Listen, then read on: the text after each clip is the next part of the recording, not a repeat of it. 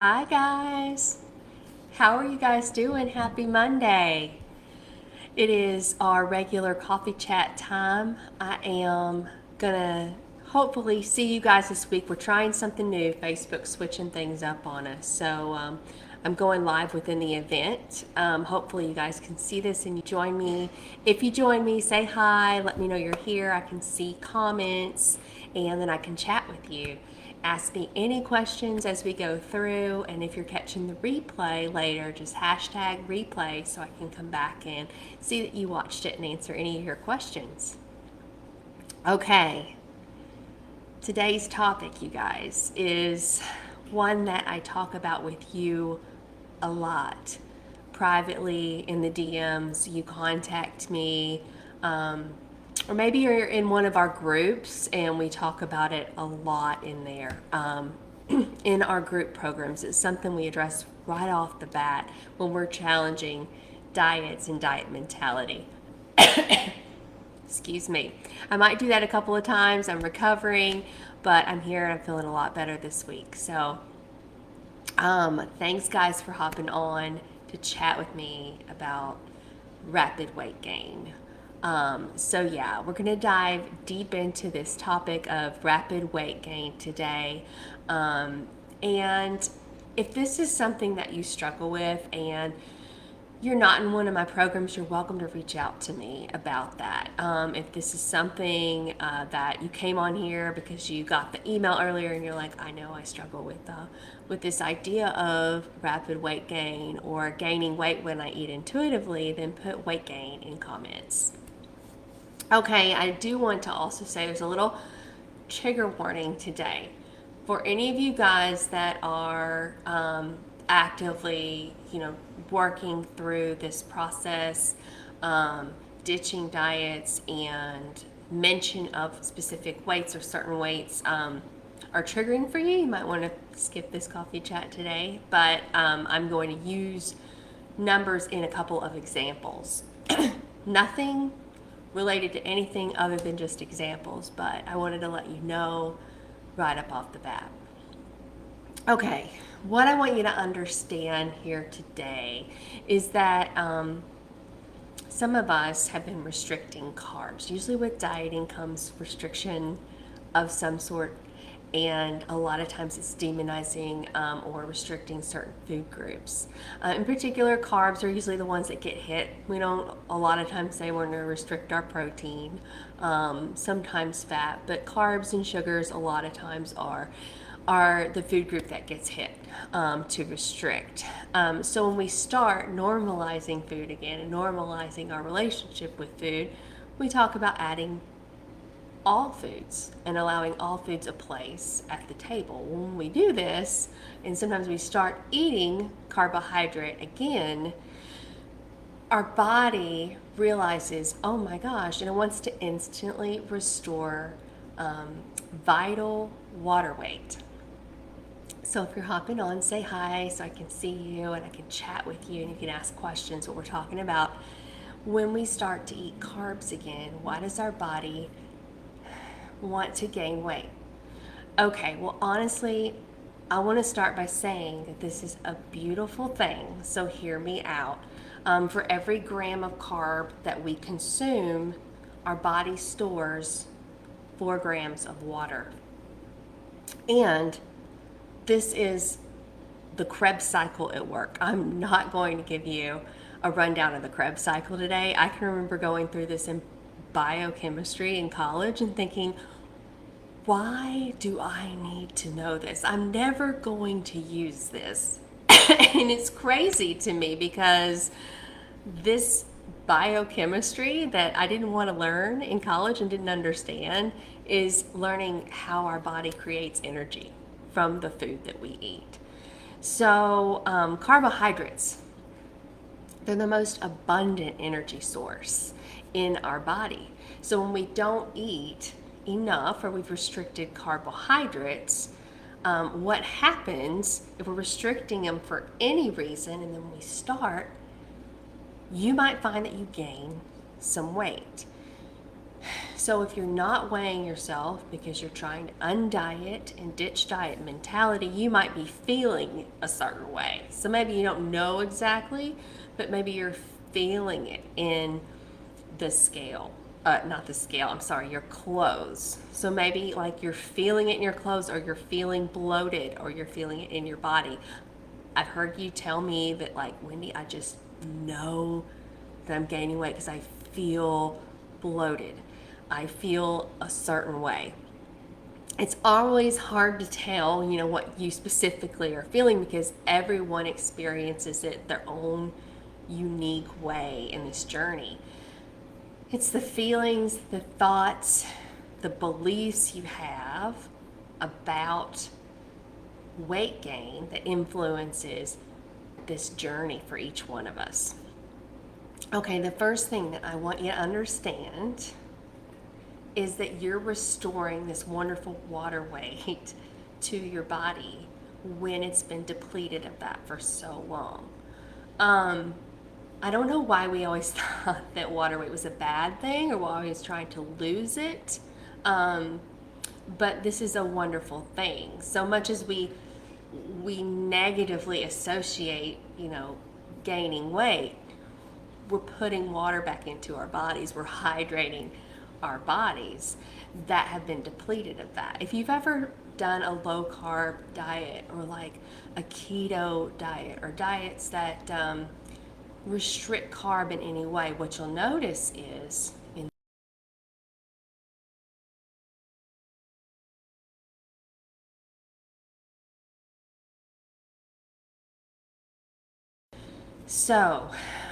it's just naturally biology. It's just microbiology at work, which is a wonderful thing when you realize that it's really important for us to be eating enough carbohydrates. They're the foundation of so many bodily functions, things that our body needs to do to actually function.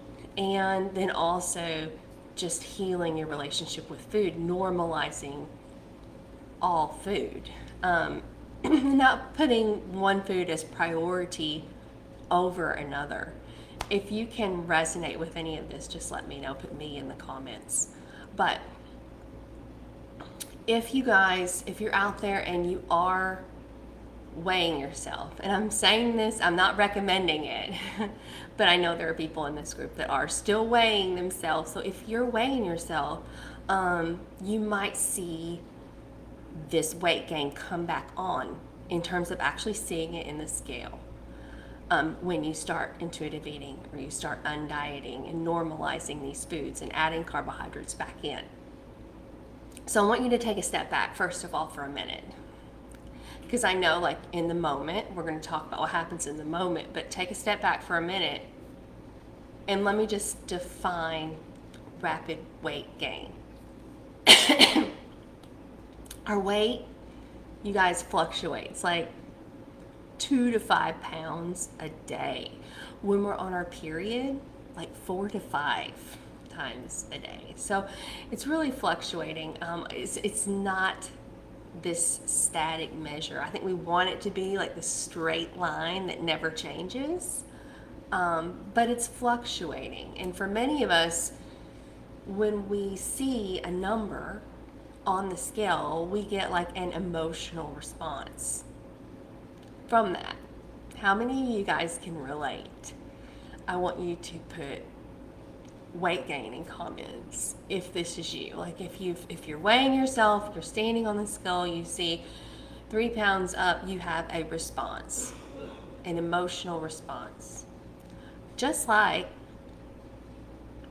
if you saw a change the opposite way in the scale. Sometimes you are 3 pounds down, you have another different kind of emotional response. So essentially, what I'm saying here is it makes it really hard for us to keep like a level head about things. So let's take a step back. I'm going to give you an example. This is where I warned you, like a kind of a trigger warning. I'm going to talk about specific numbers in this, so you can tune this part out if it's not for you. I'm just making up a number here. But let's say one day you get on the scale and you weigh 210. And the next day you're 213. And the next day you're 214. And then the next day you're 210 again. Guys, when you zoom out and look at this from a big picture perspective, you are maintaining your weight. So this is called maintenance. And if you're approaching it from like, well, I'm eating more, so I'll weigh more, or I'm going to eat less, so I'll weigh less, you're riding just an emotional roller coaster based off of what the scale says that particular day or that particular point in the day. Like I said, our weight changes and fluctuates daily. So if we zoom out, you're just maintaining your weight. And really, that's when you think about rapid weight gain, that's not a bad thing here if you gain weight. So it's not wrong if you're gaining weight here. And maybe some of you actually are gaining weight. Maybe some of you are in maintenance. And maybe some aren't.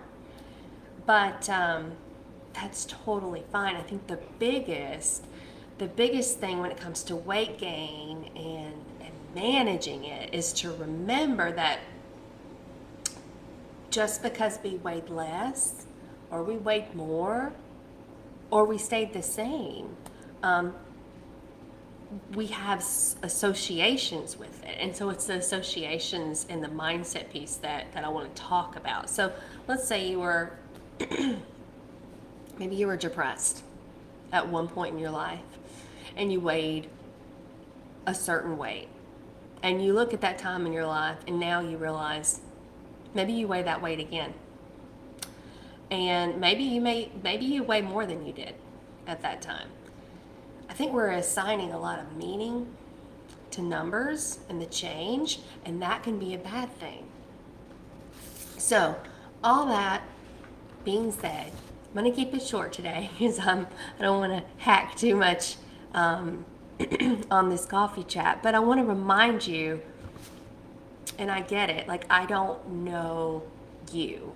If you're watching this, I don't know your story. We might even be friends and I might know you, but I don't know you in terms of your weight and your entire story. Only you know that. So if you're listening and this isn't resonating with you and you're like, okay, well, Wendy, you obviously don't get me, then message me and we can chat through it. If this is you, put me in the comments and I'll reach out to you. It's okay if your situation is different. This is what I do with clients all the time. So if we're thinking broadly and we're thinking generally, your weight and what you're eating, it's aligned with your values. Always comes back to that in this group. Values and choices that you make, because that's what's going to be sustainable. If you are focused on weight loss as an external way that you look or you appear, you're always going to come up short. You're always going to have those emotional responses, and it'll keep you stuck in that cycle. So if you're not restricting your food intake, and maybe you aren't wildly binging, maybe you're trying to heal your relationship with exercise right now. So maybe you're not doing all this heavy training, and maybe you're just doing some walking or some yoga, maybe nothing at all. Maybe you just don't want to move your body right now. Maybe you're dealing with a mild depression, or really you're dealing with a lot of anxiety. There can be a lot of things and that can impact our weight. A lot of things. So I don't want you to just assume eat less to weigh less. Eat more equals weigh more. That's just not that's not a healthy mental way to look at it. Mentally, it's not healthy. It's going to put you in a negative headspace. If this is you, put brain space in comments if you can relate to what I'm saying. I really want to remind you today, though, that weight is not, it's not ever going to be this static thing that just stays the same. It changes, and even if it changes, it's going to change again. So it's never going to stay the same in terms of our life. And what you weigh now might be completely different 2 years from now. Maybe it's less, and maybe it's more. Maybe it's the same. So that's the one thing that I can't tell you about this process, because we're all on our own unique journey with this. I tend to take like a neutral approach, a neutral lens on this. We talk about body neutrality a lot. Look, I know we're all truly on our own unique journey. We're unique people. We all have different DNA. Our weight also shouldn't be tied to who we are as people. It shouldn't be tied to this message that we receive from society as how we should look. And I guess I want to end lastly with, I know this isn't probably as specific as you want or you'd hoped for me today in this coffee chat, but I really wanted to address a couple of things in terms of this idea of rapid weight gain or weight gain with intuitive eating when you start eating all foods again. And I hope that this resonated with you. I hope if you're watching it and you're watching the replay, definitely hashtag replay so I can see you watched it and come back and chat with you. If you're interested in going deeper with me on some of this, if you're like, Wendy, I there's just a lot I want to talk to you about, schedule a coffee chat with me. Just put coffee or give me a coffee emoji, and we can talk through this together. You don't have to go through this alone. So I'm going to put the coffee chat link in comments. And I appreciate you guys that joined me today, and I look forward to our next coffee chat next Monday. Guys, have a good afternoon.